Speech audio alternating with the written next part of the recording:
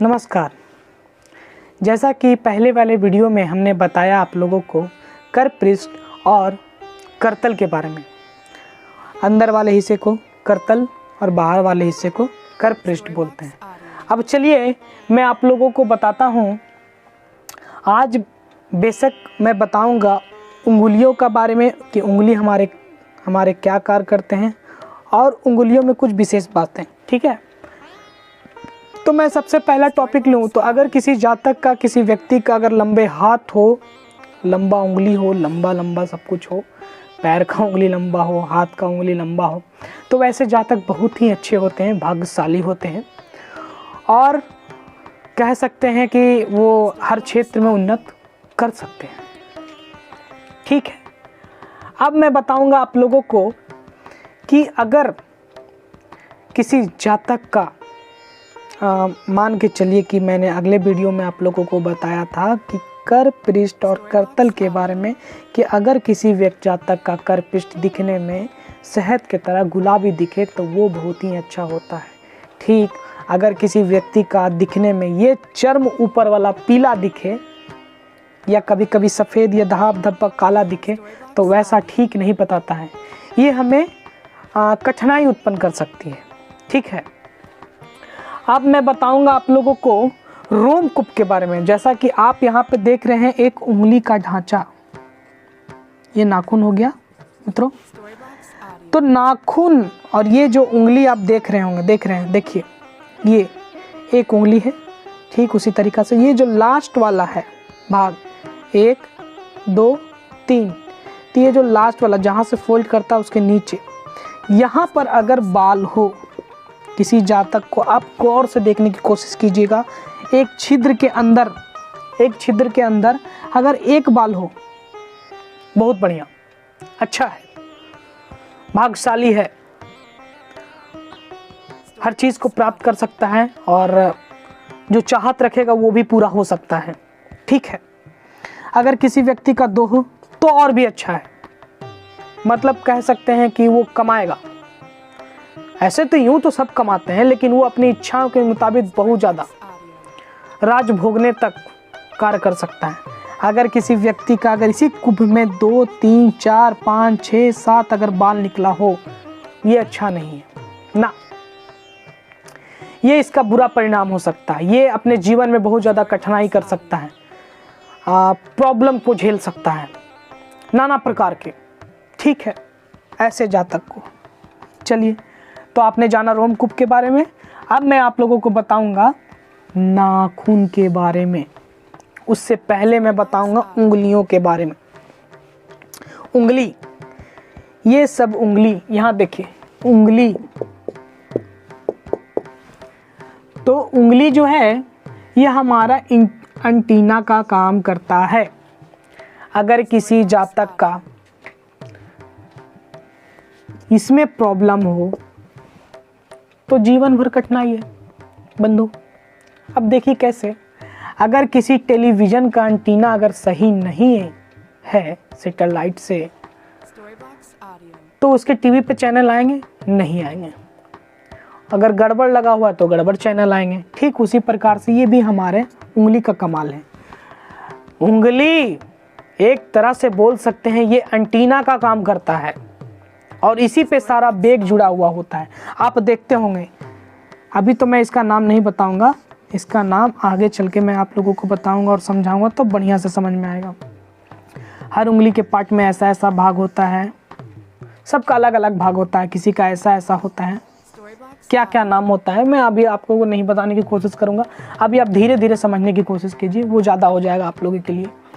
तो बस मैं अभी इतना ही बताऊंगा कि ये सारे एंटीने के काम करते हैं। अगर किसी जातक का मान के चलिए उंगली कटा हुआ है या किसी का उंगली छोटा है या किसी का उंगली मान के चलिए लास्ट वाला उंगली छोटा है या बराबर नहीं है, किसी का यहाँ से यहाँ ये जो दोनों पर्वत ये दोनों उंगली बराबर है तो बराबर नहीं कि लंबा ये ज़्यादा है ये छोटा है, तो वैसे जातक को बहुत ज़्यादा नुकसान हो सकता है क्योंकि वेग गिरेगी नहीं। ब्रह्मांड से जो वेग आती है वो गिरेगी नहीं और ये रिसीव करने में दिक्कत होगा और ये सारा रिसीव करके पर्वत पे आता है। हम लोगों को हाथों पे ये जो पर्वत है शुक्र ग्रह शनि ग्रह जो भी हो, मतलब कि सारे पर्वत पे गिरते हैं। सारा पर्वत का नाम आगे मैं बताऊंगा आप लोगों को, पहले आपको उंगली के बारे में मैंने बता दिया। अब मैं बताता हूँ नाखून के बारे में। नाखून, तो नाखून यूँ कहें तो 3 भागों में इसे बांटा गया है, और नाखून ज़्यादातर यही बताता है कि आप रोग से ग्रसित हैं या नहीं, बस नाखून का इतना ही काम है, ठीक है। यूँ कहें कि अगर आप डॉक्टर के यहाँ जाते हैं या वैद्य के यहाँ जाते हैं तो आपको नाड़ी पकड़ के बता सकता है कोई वैद्य कि आपको फलाना रोग है। तो उसी तरीक़ा से नाखून का जो काम है, नाखून से हम लोग पकड़ सकते हैं कि उस व्यक्ति को किस तरीक़ा से दिक्कत है, यही बताता है नाखून। अगर किसी जातक का नाखून दिखने में अच्छा, सहज और जीवित हो, आपको एक चीज़ और बता देते हैं मित्रों कि नाखून जो है मरने के बाद भी जीवित रहता है और बढ़ते रहता है, आप लोगों को पता होगा। तो ये ब्रह्मांड से हमेशा वेग को खींचते रहता है। अगर किसी व्यक्ति का हाथ कटा हुआ हो तो क्या कर सकते हैं? ऐसे प्रश्न हो तो मैं बोल सकता हूँ कि अगर किसी व्यक्ति का हाथ कटा हुआ हो तो तब भी वो ब्रह्मांड से उसके ऊपर वेग गिरते रहेगा। भला कि हाथ ना हो, लेकिन वेग उसके शरीर पे गिरते ही रहेगा। लेकिन रिसीवर नहीं होने के कारण अगर किसी व्यक्ति का हाथ कट जाता है तो आप तो जानते हैं कि उसे जीवन में कितनी प्रकार की कठिनाइयाँ हो सकती हैं, ये आपको पता होगा।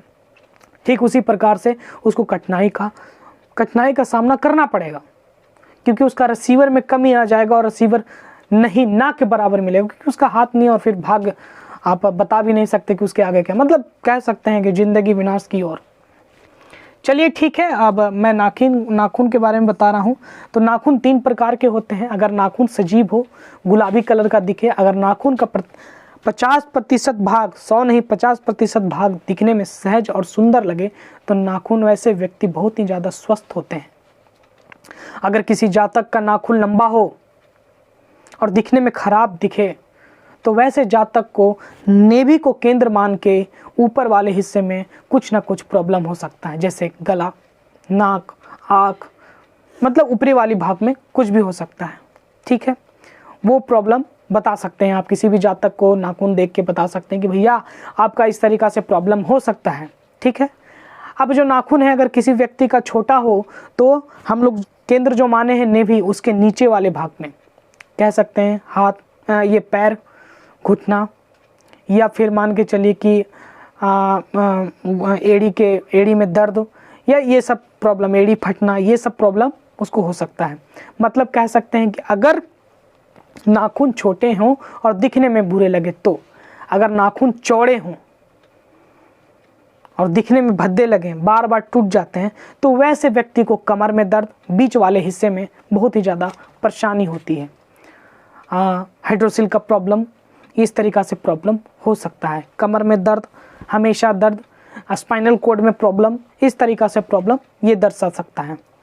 चलिए अब मैं एक चीज़ और बताऊं, एक चीज़ और सबसे इम्पोर्टेंट इसमें क्या है कि नाखून जो है, अगर मान के चलिए नाखून के अगर आप गौर से देखें ऐसे, ये नाखून, तो ये जो लंबी लंबी लकीरें अगर किसी जातक का हो, अगर नाखून में अगर लंबी लंबी लकीरें किसी जातक का हो तो इसका मतलब है कि उसके पिता का, अगर उसके पिता का कोई भी रोग हो तो उसको हो सकता है। 100% गारंटी, 100% गारंटी। अगर किसी जातक का सीधा ना होके इस तरीक़ा से हो, वर्टिकल में, तो माँ का प्रॉब्लम हो सकता है। अगर माँ को कोई रोग हो और ऐसा हो तो उसके बच्चे में हो सकता है। मैं पिता में बोल सकता हूँ लेकिन माता में कोई गारंटी नहीं बोल सकता, हो भी सकता है और नहीं भी हो सकता है, ठीक है, लेकिन होने की संभावना ज़्यादातर रहता है, ठीक है।